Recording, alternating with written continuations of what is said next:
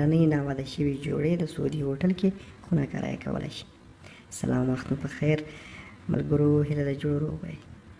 که مو زموږ چینل نوي سابسکرایب کړئ د نورو ویډیوګانو د کتلو لپاره د مهربانۍ له مخکې زموږ چینل در سره سابسکرایب کړئ.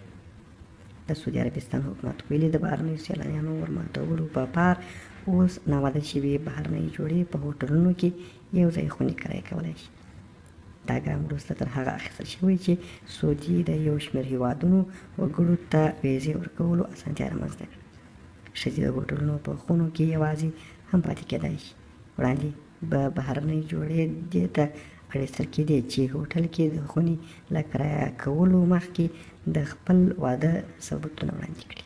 په تېر کال کې بهرنۍ جوړې اړې وې چې د خپل واده اسناد ولري، خو اوس دا رول بهرنیو سیلانیانو د ورماتېدو په پار له منځه تللی دی.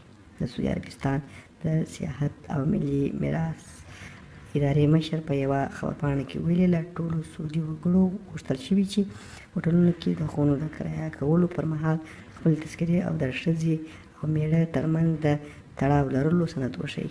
دا له بهرنیو سیلانیانو نه غوښتل کېږي.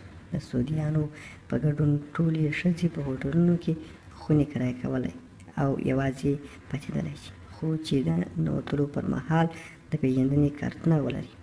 د نوي ویزې اجرات په ډاګه کوي چې له سیلاني ښځو نه غوښتل کېږي چې خپل ټول ځان پټ کړي، خو لا هم ترې غوښتل کېږي چې متوسط کمیس ولري.